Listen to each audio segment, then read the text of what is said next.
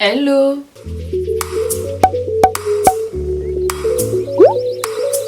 On se retrouve aujourd'hui dans une nouvelle vidéo sur mes fournitures scolaires pour la licence professionnelle en RH. Donc ça sera la seule vidéo du mois d'août et la seule vidéo back to school de ma chaîne, puisque je n'ai absolument pas le temps en fait de filmer d'autres vidéos back to school et de filmer d'autres vidéos tout court. Donc je voulais au moins vous faire celle-ci puisque je trouve zéro vidéo sur les licences professionnelles en RH, en initiale et en université. Donc je me suis dit que peut-être il y avait des personnes qui étaient dans le même cas que moi. C'est la première vidéo fourniture scolaire où je suis complètement paumée dans ce que je dois acheter. Vraiment j'ai acheté selon deux options.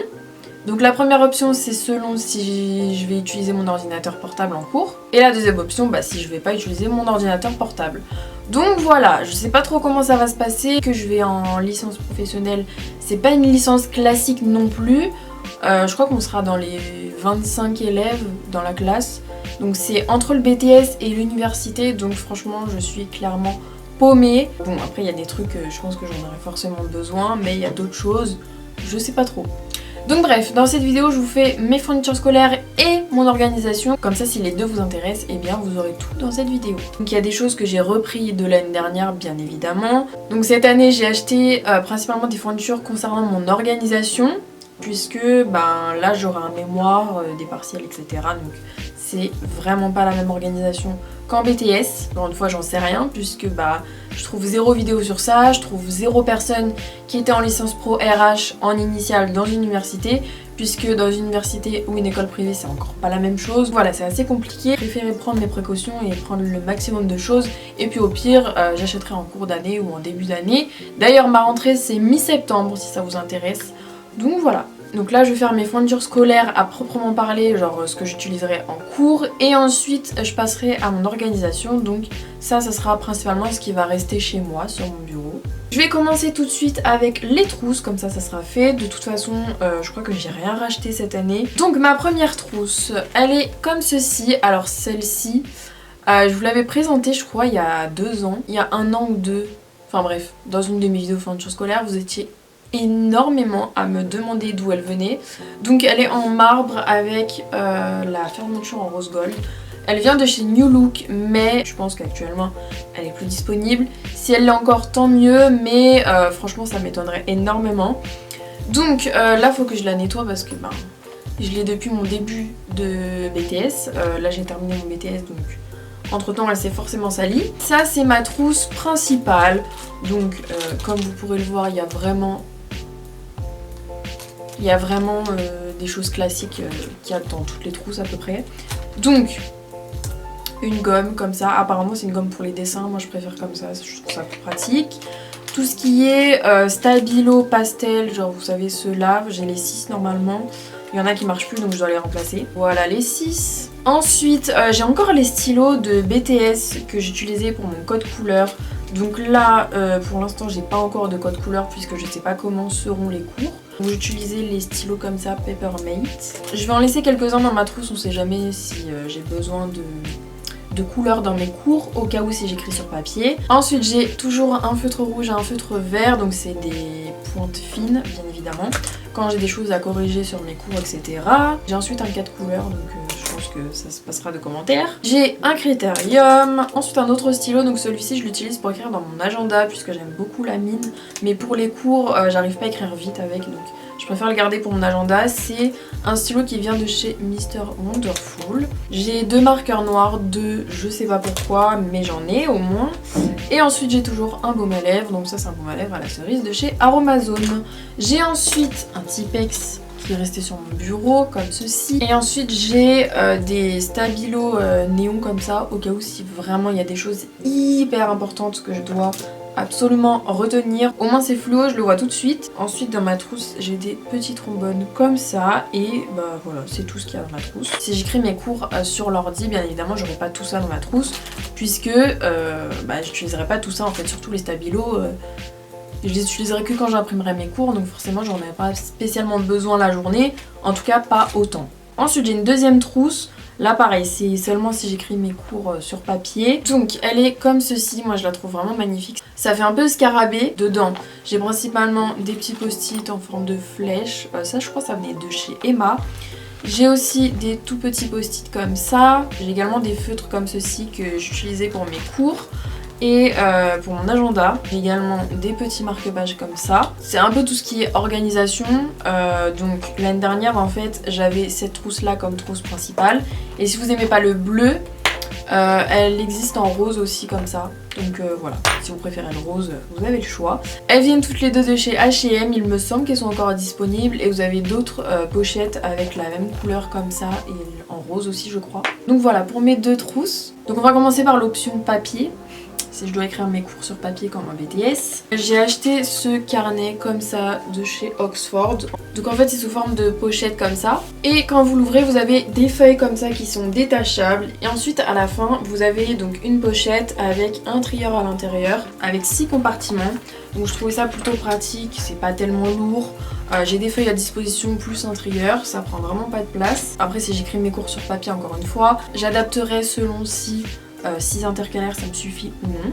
Si les 6 intercalaires ne me suffisent pas, j'ai un autre, une sorte de trieur avec 8 compartiments qui est comme ça. Il vient de chez Action, j'en ai acheté plusieurs, je crois que j'en ai acheté aussi en noir. En fait quand vous ouvrez ça fait comme un cahier et ici vous pouvez mettre des feuilles. Vous en avez plusieurs, des pages comme ça. Si j'ai besoin de plus de 8 compartiments, j'ai de toute façon les 6 qui sont là. Il y aura mes feuilles dedans donc dans tous les cas je le prendrai. Il me restait également un bloc de feuilles de l'année dernière. Donc il est comme ça, c'est un Clairefontaine. Et ce que j'aime particulièrement avec celui-ci, c'est les feuilles. C'est pas des feuilles à carreaux, c'est des feuilles juste lignées en fait. Si vous n'avez pas besoin spécialement de carreaux, je vous conseille ces feuilles là. Les cours sont beaucoup plus lisibles que les feuilles à carreaux classiques. Ensuite j'ai acheté un grand cahier comme ça à Action toujours. Et je l'ai pris principalement parce que y a déjà des intercalaires dedans intégrés, il y en a 4 dans celui-ci. J'ai fait mes fournitures maintenant puisque je pourrais pas le faire après. Donc j'ai préféré prendre au cas où. Dans tous les cas, si je m'en sers pas cette année, je m'en servirai forcément après. Donc c'est pas perdu. À Action vous avez également le même cahier que je viens de vous présenter mais en plus petit comme ça. Donc là vous avez toujours 4 intercalaires. Par contre à Action j'ai racheté des petits carnets avec des feuilles cette fois-ci à carreaux. Je sais pas pourquoi je préfère à carreaux pour le coup. Donc dans celui-ci vous avez 5 intercalaires. Donc là vous en avez 4 et une là. Je peux pas vous montrer le devant puisque j'ai écrit des choses. J'en ai racheté plusieurs à Action puisque je m'en sers beaucoup des carnets comme ça. Je les aime vraiment énormément et il y en a pas tout le temps. Donc j'ai préféré faire un tout petit stock de carnets comme ça. Ensuite je sais que j'aurai de l'anglais donc pour optimiser mon apprentissage dans cette langue, j'ai acheté un carnet de vocabulaire comme ça. Les pages se présentent comme ceci, les pages sont divisées en deux. Vous écrivez le mot en français et le mot en langue étrangère, donc moi ça sera de l'anglais. Ensuite au tout début du carnet vous avez des genres de languettes. Vous rabattez sur la page de vocabulaire que vous avez révisée. Et ensuite, au fur et à mesure que vous apprenez, vous baissez les languettes. Donc en fait, ça vous permet, par exemple, je sais pas moi, j'ai écrit un mot ici en anglais, je veux pas voir en français, vous savez, au lieu de cacher avec les mains et tout, c'est beaucoup plus pratique avec ça. Alors c'est un peu cher pour ce que c'est, mais vu que j'ai qu'une seule langue étrangère cette année, j'ai préféré prendre ça. En plus c'est du vocabulaire que j'utiliserai pratiquement pendant toute ma vie professionnelle. Donc je me suis dit que c'était un très bon carnet pour l'utilisation que j'en ferai. Ensuite j'ai gardé mes fiches Bristol que j'avais l'année dernière. L'année dernière en début d'année, milieu d'année, j'en avais des colorées de chez Oxford. Celles qui se scannent avec l'application Scribzy dont je vous ai parlé tout à l'heure. Mais finalement je les trouve trop petites parce que déjà le bord coloré ça prend trop de place, bref. Donc j'ai préféré prendre des classiques. Ensuite sur le site de Mr Wonderful j'ai pris un carnet comme ça. Donc il est super joli et je pensais m'en servir si j'ai des projets. Alors ce carnet là je l'ai acheté avant d'acheter les petits carnets à Action. Donc voilà, c'est pour ça que je l'avais pris. Je pense l'utiliser pour tout ce qui est projet. Bien évidemment un carnet, un projet. Ne mettez jamais plusieurs projets dans un seul carnet, sauf si vous avez des intercalaires comme les autres carnets. Donc maintenant l'option où j'écrirai mes cours sur l'ordi, j'ai acheté chez Emma, donc je crois que ça j'ai acheté en décembre dernier. J'en suis servi pour mon BTS. C'est des genres de porte-vue comme ça à spirale et vous avez des intercalaires ici. Je trouve ça vraiment pratique en fait, même pour des présentations orales ou des choses comme ça. Et ensuite donc vous avez des intercalaires ici, donc pour s'organiser encore une fois c'est vraiment bien. Et pour ranger ses cours au moins c'est bien protégé etc. Ensuite j'aurai bien évidemment ma calculatrice. Si vous avez déjà fait de la RH, vous savez qu'on fait des formules. Je pense pas que j'aurai besoin d'une calculatrice aussi détaillée dans les calculs. Mais j'ai que celle-ci, donc je vais pas en racheter une exprès. Ensuite pour finir, avec mes fournitures scolaires, j'aurai mon agenda. Il fait un peu partie de mon organisation en fait, enfin, ça dépendra du fonctionnement des cours. Mais j'ai pris un agenda Mr Wonderful, bien évidemment, puisque pour moi c'est de loin les meilleurs. J'ai pris un agenda journalier. Je vous explique après pourquoi. Vous avez plusieurs agendas proposés sur leur site. Je vous mettrai de toute façon tout ce que je viens de vous présenter en barre d'infos si je retrouve les liens. Donc quand vous l'ouvrez, vous avez d'abord une petite règle, c'est toujours pratique, une petite pochette. L'année dernière je mettais tout ce qui était papier important, post-it, etc. Vous avez ensuite énormément de pages d'autocollants. Donc vous avez une page avec vos informations, ensuite vous avez 2 pages sous forme de semaine. Voilà, même si c'est un agenda journalier, vous avez quand même des semaines dedans au cas où si vous avez besoin. Vous avez le calendrier pour fin 2020 et 2021. Bon, ensuite vous avez des pages un peu fun, etc. L'agenda commence le 31 août. Donc vous avez vraiment toute la place du monde pour écrire vos devoirs, ce que vous avez à faire, etc. Le samedi et dimanche sont sur la même page et en bas vous avez une sorte de to-do list pour la semaine. Donc voilà comment ça se présente. Vraiment vous avez énormément de place pour écrire vos devoirs, surtout si vous êtes au collège ou au lycée. Au début de chaque mois, vous avez 2 pages comme ça qui sont sur le thème du mois. Donc par exemple là décembre où vous avez une liste pour les cadeaux, etc. À chaque début de mois, vous avez également un calendrier mensuel avec tous les jours du mois qui va commencer. Je sais que c'est pratique de voir sa semaine en globalité dans son agenda, mais j'ai acheté autre chose pour ça. Donc voilà, ensuite à la fin vous avez des pages pour écrire les numéros de téléphone qu'on vous donne, etc. Vous avez également des pages pour gérer votre budget comme ceci. Si vous êtes au collège ou au lycée, c'est pas trop vos soucis. Ensuite à la fin vous avez plein de listes, donc pour faire des to-do list ou ce que vous voulez d'ailleurs. Vous avez énormément de pages de notes. Et ensuite à la toute dernière page vous avez énormément de post-it. Donc maintenant on va passer à mes sacs de cours avant de passer à mon organisation. Donc mon sac de cours, si j'ai des cahiers, des trousses, etc. Je reprends mon sac de cours de l'année dernière, c'est un Lacoste avec les petites anses. Vraiment ce sac là il est hyper grand et vous pouvez mettre énormément de choses. En BTS vraiment j'avais beaucoup de choses à emmener et il n'y a vraiment pas eu de problème. Il est très solide. Il est un peu cher pour un sac de cours forcément puisque c'est du Lacoste, mais en plus la qualité est vraiment là. Et donc si j'ai que mon ordi, je prendrais ce sac là. Il vient de chez Parfois, il est en solde. Alors je sais pas si quand je publierai cette vidéo ça sera encore les soldes, mais moi je l'ai eu en solde. Il est vraiment très bien. Là vous avez une pochette pour l'ordi et là une fermeture normale, enfin le sac. Là vous avez une pochette aussi, enfin vraiment je le trouve très bien et j'aime beaucoup la couleur du camel avec du bleu en haut. Je crois qu'il y avait un autre coloris, c'est genre beige, taupe et rose clair, mais je trouve que ça faisait trop sac à main. Du coup j'ai préféré prendre celui-ci. Et vu que je prendrais plus longtemps les transports que quand j'étais en BTS, je préférais prendre un sac où je pouvais bien mettre mon ordi et pas être dans les transports avec une sacoche d'ordi où ça se voit en fait qu'on a un ordi dedans. Donc voilà, au moins j'ai préféré prendre ça et dedans c'est hyper grand, vraiment on dirait pas comme ça mais je peux largement mettre des trousses, mon agenda, mon ordi.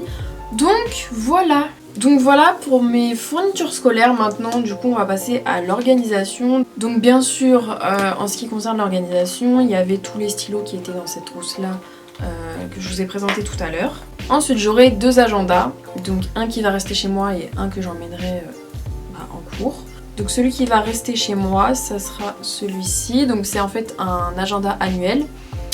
Donc en fait dedans je vais écrire tout ce qui concerne ma vie personnelle, genre tout ce qui est to-do list, vie personnelle, en fait juste mon quotidien hors cours. Donc dans cet agenda là c'est pas du tout la même mise en page que l'agenda que je viens de vous présenter. Donc là c'est beaucoup plus complet et moins scolaire on va dire. Je sais pas si vous verrez quelque chose parce que les couleurs sont très claires, mais je vous le dis. Vous avez les heures, les priorités du jour, une sorte de mood tracker, une to-do list et en bas des notes. Comme je vous disais, là je mettrai principalement tout ce qui concerne ma vie privée.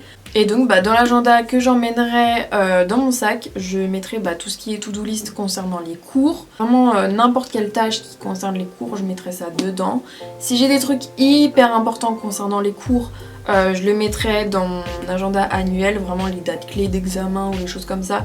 Je mettrai vraiment dans mon agenda annuel au cas où, si je regarde pas dans celui-ci, que je puisse le voir dans l'autre. Ici, je mettrai également si j'ai des rendez-vous, etc. C'est quand même important que je le sache, surtout si c'est après les cours. Je sais pas si les profs donneront des choses à faire comme j'ai eu en BTS ou s'ils nous laissent vraiment autonomes comme à l'université, je sais pas du tout. Je sais pas où me placer en fait. Donc, au cas où si c'est l'un ou l'autre, en tout cas je serai prête. Vu que cette année j'aurai des examens un peu plus importants qu'en BTS, en tout cas ce sera pas vraiment la même organisation qu'en BTS. J'ai acheté sur le site de Mr Wonderful toujours un planning de révision. Donc celui-ci il restera vraiment sur mon bureau, je l'emmènerai pas, en tout cas je pense pas. Sauf peut-être en période d'examen, mais c'est tout. Donc là ils mettent quelques lignes pour vous motiver. Ensuite c'est une page avec vos objectifs. Donc ensuite ils donnent des conseils, comment mieux étudier, etc.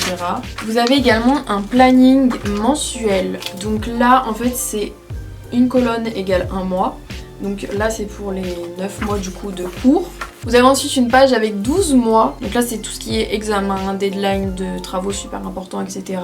Vous avez vraiment une vue mensuelle sur le mois qui va suivre. Si vous avez des dates hyper importantes et que vous voulez vraiment une vision sur le mois entier, je trouve ça vraiment bien.